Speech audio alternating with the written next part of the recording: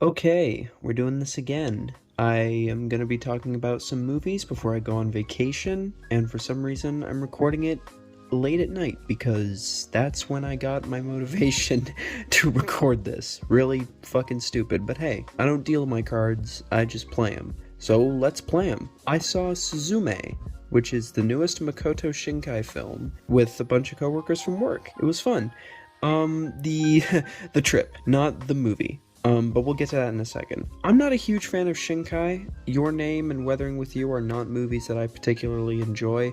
I think they're incredibly cheesy and repetitive and boring and bland and annoying. I really don't like them.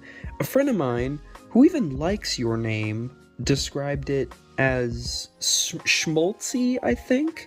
And again, this is coming from someone who likes the movie. 5 centimeters per second was a little better. I connect with that a little more than his other films. I don't think that movie's perfect, though. That movie is also pretty bland, but in a career where most of his movies to me are bland, 60 minutes of bland is better than over an hour and a half or close to 2 hours of bland. I also like how that film was a lot more human. It didn't involve any supernatural elements, which I appreciate. I'm glad that it was very human, more humanist than his other movies.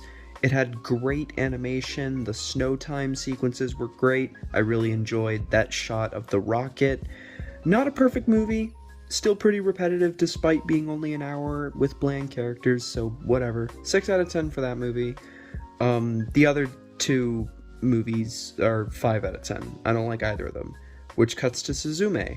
I don't like this movie either. It was much like the other films I don't like from him. It was repetitive and very, very annoying. Luckily, it wasn't boring, but that was mainly because of the trip. I was having fun with friends. We were kind of making fun of it at times while also just enjoying it. Although, it was kind of funny because I seemed to be the only one in the group who didn't like it. Everyone else really loved it, so I guess I'll just be alone on that one, but hey, what's new? This film, story-wise, is kind of no different from what I've seen from him. Two people like each other romantically, but they, just can't be together because of this supernatural element or something splitting them apart, and their entire runtime, they're just trying to stop the supernatural threat and then I guess get together in the process. It's pretty much the same thing with his movies and I just don't connect with them, so I was not surprised when I did not connect to this one. The premise and concept is interesting. I like how it had a focus on Japan's relationship with earthquakes. That was pretty interesting. I liked how it implemented some real-world stuff into it. The action sequences in this film were very repetitive and kind of the same. The visuals were interesting. This film is very well animated for sure. I really do love his lighting in his movies. Even though I don't love the supernatural elements, I love how they're presented and animated. They are genuinely beautiful. Although this particular design reminded me a lot of the creature from Princess Mononoke. I don't know if it's probably just me.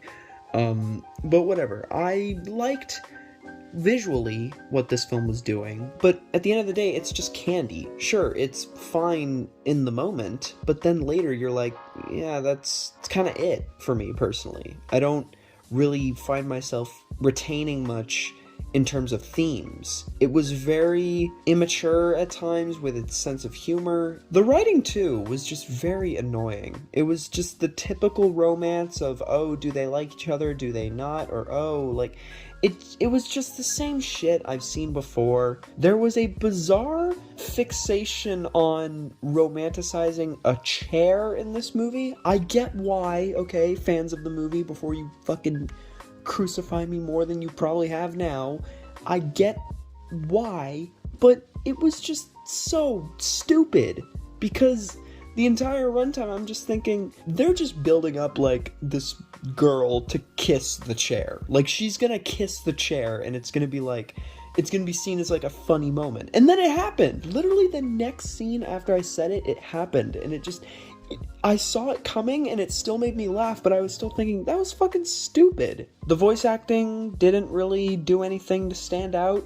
It wasn't bad, it wasn't great, it was just, voice acting. It was trying to be a very comedic and quirky film, it was trying to be very sentimental and emotional, but it just didn't hit those beats for me, and I just couldn't get into that part of the story. Another thing that really bugged me about this movie is that this movie is over 2 hours long. First off, it doesn't earn that runtime. This movie is an hour too long. But what really pisses me off is that at the halfway point, or maybe even before the halfway point, there was a whole sequence where it was basically built up as like a big climactic scene. So I was like, wow, this 2-hour movie kind of moved by pretty fast.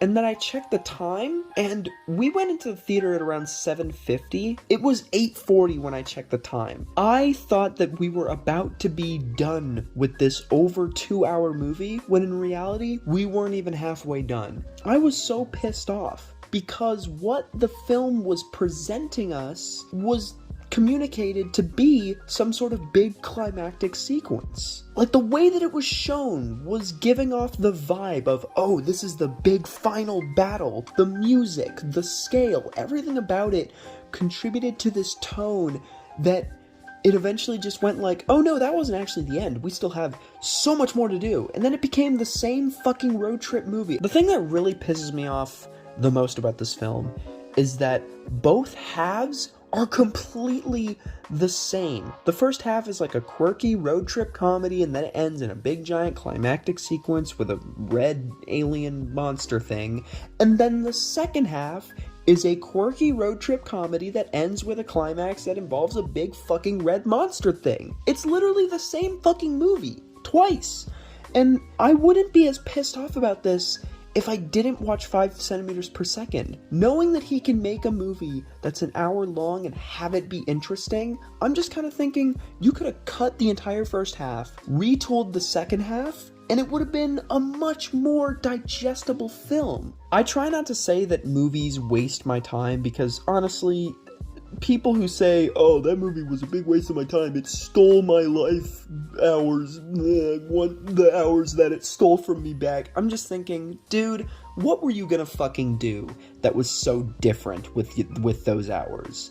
I usually don't feel like I wasted my time, because when I watch something, I'm watching something. I just love the act of watching a film, you know what I mean? But this movie was literally just 2 halves of the same movie that I had already seen from this guy 3 other separate times. So I'm not gonna go as far as to call this movie a waste, but it literally is just the same thing. If you like Shinkai and you like his stuff, you will like this movie. As for me, someone who doesn't connect to Shinkai, it just was not my thing.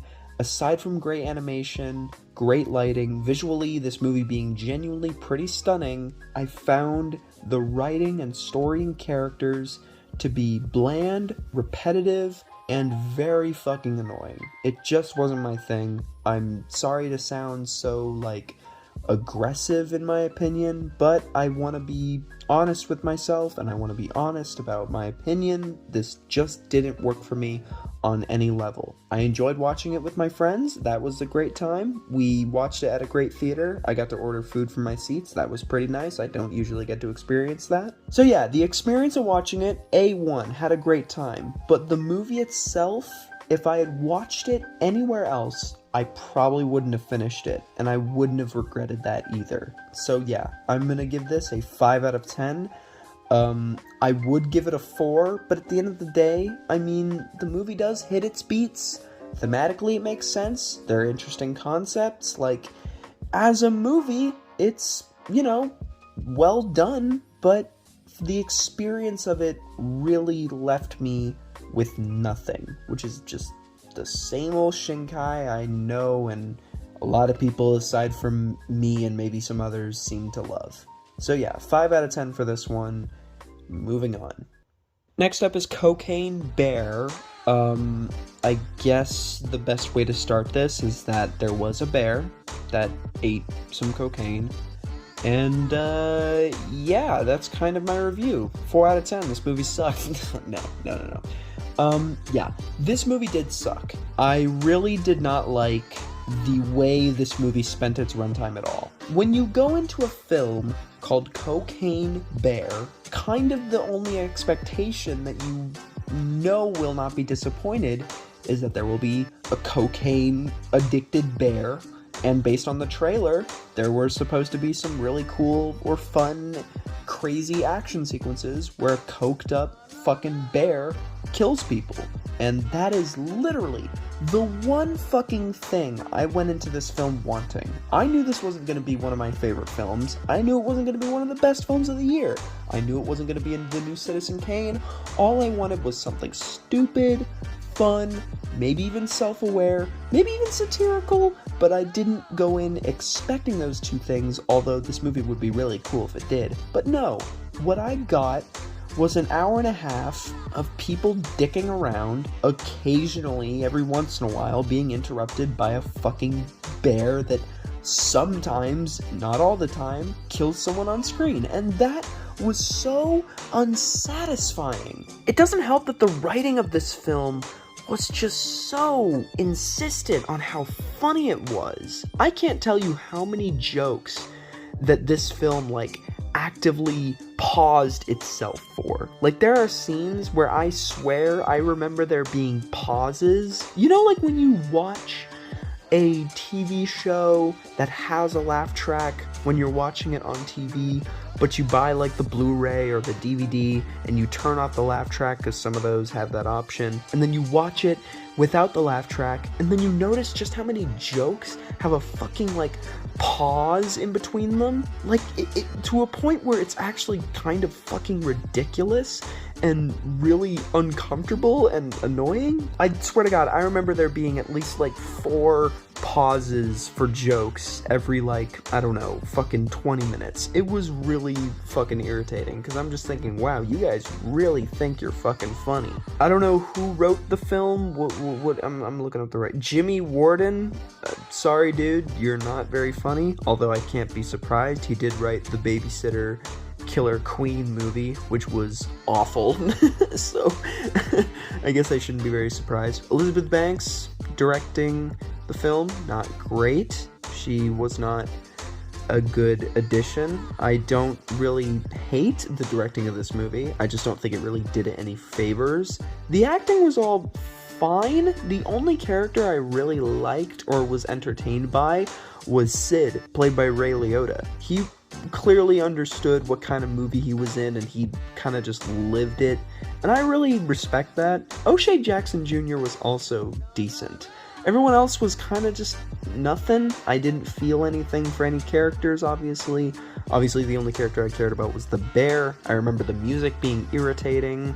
I watched this movie a couple nights ago, and it took me 2 sittings. What's even funnier is that this movie is 96 fucking minutes. So reasonably, I should be able to just watch it and sit through it, because, 96 minutes is not very long compared to some of the shit that I've seen and love.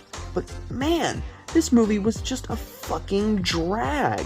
There were points where it was a while between times where we would see the bear. It actually got kind of irritating, because I'm just thinking, literally the name of your movie is Cocaine Bear. All I want is the bear on cocaine. I think this movie is 20% bear and 80% people dicking around, and that's kind of it. I really don't like that I went into a movie called Cocaine Bear and got 20% bear. Fuck that noise. God damn it. One thing I can't appreciate about this movie is that the bear is pretty well animated at times. I will say there are moments where the bear is running and can't seem to catch up with people, yet at other points in the movie you see it running, catching up with the ambulance during that chase scene, which, by the way, was kind of fun and probably my favorite scene of the movie. Too bad it's not, the whole movie. I don't think people understand just how fast a bear is. I don't like when there are inconsistencies like this in movies like this. Like, the bear is catching up with the fucking ambulance, yet it can't catch up to, like, a group of people? Who knows, maybe that didn't even fucking happen. This movie is so bland and basic that I'm honestly convinced that I kind of, like, substituted memories with other shit that I've seen in the past, you know what I mean? I really just did not like the experience of watching this movie. I also kind of wish that the bear kill moments were maybe just a little more creative. I didn't find any of the deaths very satisfying. Maybe like one or two were like, oh, that was kind of nice, but the rest of it, not very satisfying at all. I kind of was hoping for maybe like a Revenant-styled slow burn kind of kill, where the bear is just fucking going ham on somebody.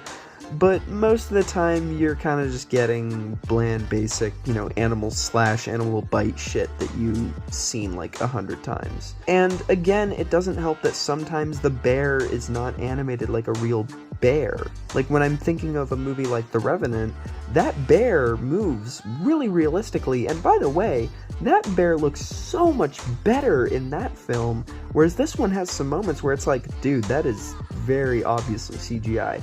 I know, I'm being unfair right now, you know, comparing one of my favorite movies to Cocaine Bear, and obviously the bear in The Revenant had a lot more, you know, time and attention laid into certain aspects of it because of how the scene in that movie is presented. I get it, I'm being unfair. I'm just saying, if I wanted to see a movie with brutal bear shit, I would watch The Revenant and also get a great movie out of it. But with Cocaine Bear, I can watch maybe 2 or 3 people die in somewhat satisfying ways, and then the rest of the movie is just people dicking around, avoiding a fucking bear that would, based in the logic of this film, would rip them in half and without even breaking a sweat. So yeah, this movie was lame. I didn't like it. I'm giving it a 4 out of 10. I almost gave it a 3. I don't want to care that much about this movie, so fuck. I'm giving it a 4 out of 10. There's nothing special about it, and apparently there's Cocaine Shark on the horizon, because that's a fucking thing, apparently. God, fucking Reddit movies, man. Alright, Cocaine Bear, 4 out of 10. The next movie I'll talk about is Beau is Afraid.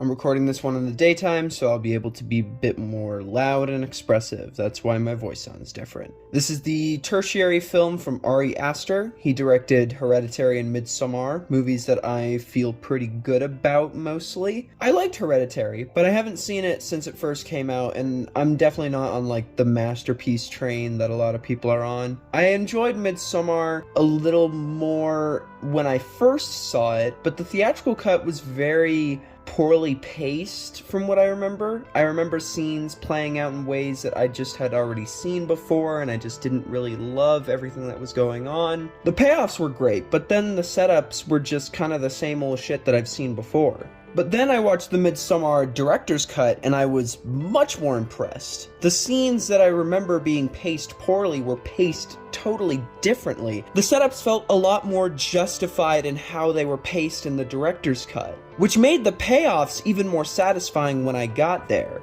Not to mention, it's an incredibly beautiful film with excellent lighting and production design. I really connected with the Midsommar director's cut. I'd give that movie like an 8 out of 10, whereas Hereditary from memory I'd give probably like a 7 out of 10. Beau is Afraid is his newest film, and I gotta say, the experience of watching it in IMAX was pretty fucking insane. There is a lot to unpack in this film, and what sucks is that I can't really do a lot of it because I can't spoil this movie. What I will say is that this film is incredibly dark and relentless with its tone. This movie is a downright assault at times. Some people will love it, some people will really fucking hate it. But I really connected with it. I really enjoyed the level of filmmaking prowess that went into it. Ari Aster's skill has definitely evolved a lot since Hereditary. Speaking of his previous 2 movies, do not go into this film expecting a horror film experience. This is a lot more different. It's very weird, it's bonkers, it's funny, but it does have some scary scenes, but it's definitely not a horror. What I really respect this film for is just being as unfiltered and uncompromising as it is. A lot of this film is genuinely hilarious. I found myself breathless quite a lot in this film. Some of the content that we see is quite dark and hard to watch at times. Despite being very bombastic and in your face, I still liked the meaningful presentation of some of the themes behind the film. I also really respect it for taking risks with its presentation. There are scenes that I know were basically a gamble. There's one animated sequence that a lot of people will probably find pointless, but I really enjoyed. Not to mention that sequence was done by the same guys who did The Wolf House back in 2018, a film that I really enjoyed. The performances were all pretty fantastic. Joaquin Phoenix once again does an amazing job with his role. The amount of range he has with the emotions that he goes through in this movie, it really could have only been pulled off by him in my eyes. I also really enjoyed the supporting actors. Nathan Lane was very funny. I really enjoyed Amy Ryan. There was also a brief performance by Parker Posey that was very fun.